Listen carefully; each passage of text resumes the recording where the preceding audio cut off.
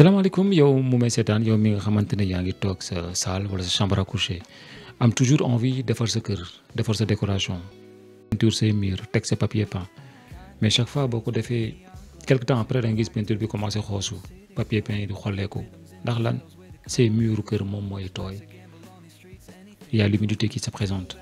pourtant du taw bi pourtant du orage pourtant du lenn c'est parce que suuf fi nga dëkk suuf si day tooy te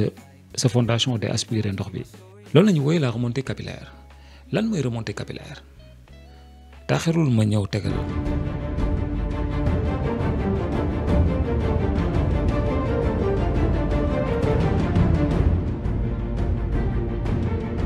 jëlal benn flaque d'eau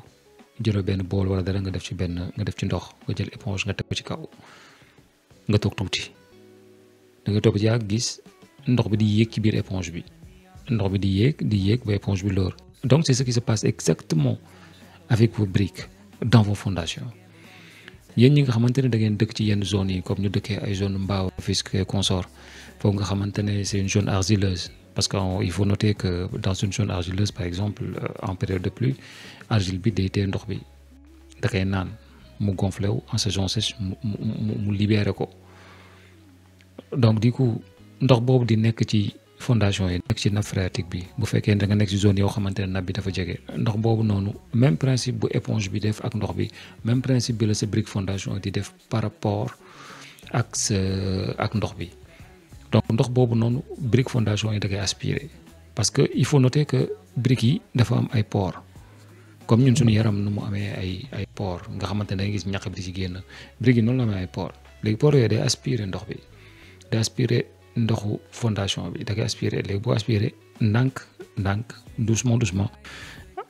day yéeg di yéeg ba yéeg à certaine hauteur ci seen muru kër yi que soit même mu nekk ci muru saal yi whatever mur bu mu munti tombel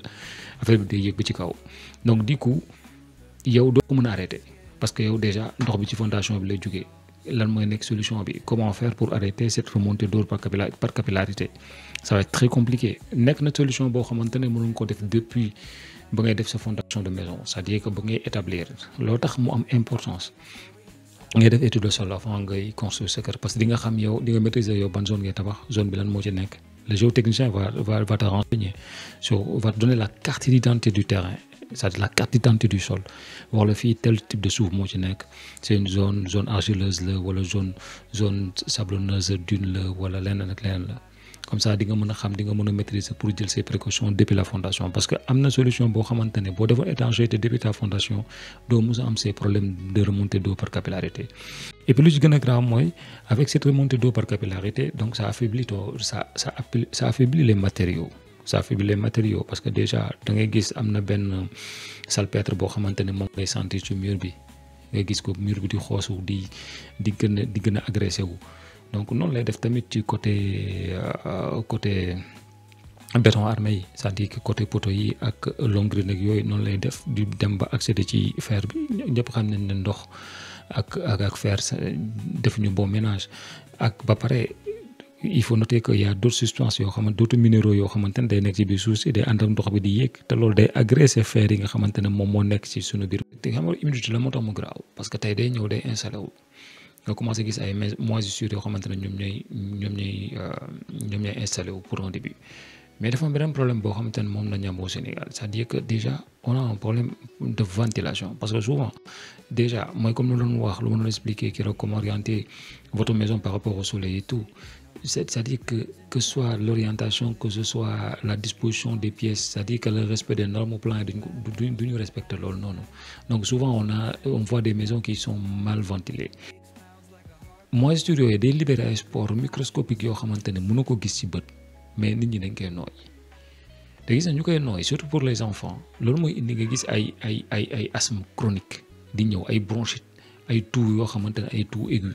non seulement day affaiblir sa bâtiment mais benn affaire boo xamante ne c'est désagréable parce que mënoo def sa benn décoration doo mënoo peinture mënoo def papier peint mënoo def leneen ak leneen il y a des solutions mais des solutions partielles par exemple ici ñun ñu nekk fii en Europe déjà on fait des injections de résine par la méthode 15-15. Lolo, ce sera un peu trop technique, la méthode 15-15. Et puis bon, il faut dire qu'au Sénégal aussi, nous avons genre xeetu matériaux yooyu, c'est pas à la portée de tout le monde. C'est pas à la portée de tout le monde. Donc du coup, il faut chercher une solution et qui est une solution adaptée. Parce que déjà, solution bu njëkk mooy avant ngay construire nga xam zone bi nga nekk lan la bu fekkee ne da nga gis moom humidité nga toog jox la jarul chercher de midi à 14 heures regarde la maison de tes voisins tu verras parce que tey boo tourné am na zone yoo xam ne da ngay tourné xool miiru kër yi gis miiru kër yëpp tooy yow di nga xam ne yow tamit tu vas pas échapper donc du coup bu ngay def sa fondation yow tu dois prévoir tout cela bu ngay def sa fondation yow war nga mun a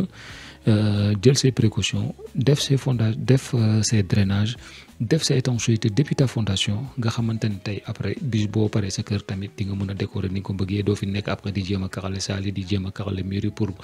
cacher pour nëbb benn affaire boo xamante ne voilà c'est mënoo ci dara bon donc qu'est-ce qu'il faut faire c'est quoi aujourd'hui la solution une solution partielle man solution partielle laa mën a jox loo xamante ne tey dina mën a stopper une partie de l'eau mais des fois c'est juste déplacer le problème parce que souvent maa ngi gis ñiy jaay ay peinture pour te dire que là c'était ñu ne la non lii peinture la boo xamante ne pour zone yooyu la wala ñu ne la ciment bi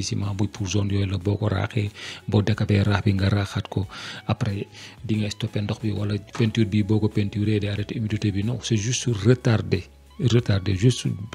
retard bi sax lu nga retardé sax du yàgg ça va pas durer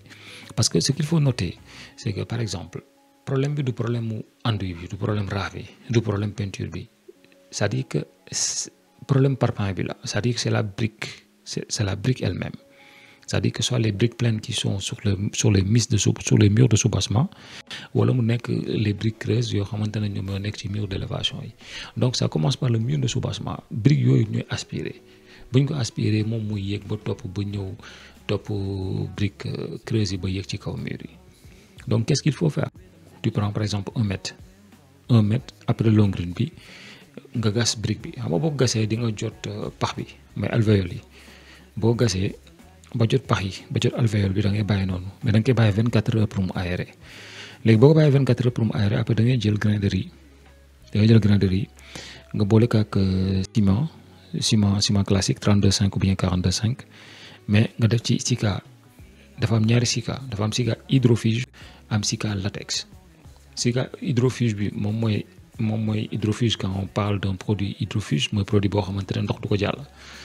mais le sika latex c'est pour que ñaari béton yi collé c'est-à-dire que tey parce que xam nga ciment dafa nekk loo xamante ne béton dafa nekk loo xamante ne il faut noter aussi je rappelle aussi nous quand on parle de béton on parle du mélange ciment suuf ndox ak gravier bi loolu mooy béton tey bu fekkee da nga toj fenn wala mu nekk benn poto boo xamante ne da nga ko couler mu fell boo ñëwaatee bëgg a jëlaat beneen mélange nga bëgg ko ci def foofu du mës a coller parce que ñoom ñaar couler doowuñu leen bokkuñu âge c'est la même chose bu fekkee ne tey da nga jëlaat da nga def loolu ba pare nga bëgg ko remplir ak ciment comme que ñaari ciment yi bokkuñu même âge après foofu day am fissure loolu tax nga utiliser sika latex bi day permettre ñaari matériaux yoo xamante ne bokkuñu âge ñu mun a coller ñu am adhérence donc moo tax da ngay jël sika latex moom la maçon yi di woowee sika meew boobu ngay jël ak sika hydrofuge bi nga boole ko ak ciment bi ak grain de riz bi nga mélanger ko après nga remplir fii nga xamante ne foofu nga tojoon léegi boo defee tey ba mu wow après nga defaat 1 mètre parce que c'est je sais pas parce que xamoo ban type de bâtiment nga nekk ba nga xamante ne tu vas te permettre après la longrine nga bëgg a gas ci suuf tout au long da ngay affaiblir bâtiment bi donc avec ça c'est sûr que zone yi nga ko def yëpp zone yooyu moom dootul am remontée capillaire donc du coup s'il s'agit de ton salon ou bien de ta chambre à coucher donc tu peux faire ça ça coûte moins cher parce que c'est des coûts qui sont moindres avec ça di nga mën a éviter ce problème de remontée d'eau par capillarité sur ces zones donc di insister encore pour ñi nga xamante ne tabaxaguñu wala ñi nga xamante ne jotaguñu commencer seen tabax que ñu xool fi ñuy tabax def des études géotechniques faire des plans par des professionnels et puis suivre les travaux et puis faire des travaux qui sont normés et dans les règles de l'art donc je vous donne rendez-vous pour un autre numéro dans Moustapha Archi 221 sur la chaîne Black Intellect TV. And I'm out.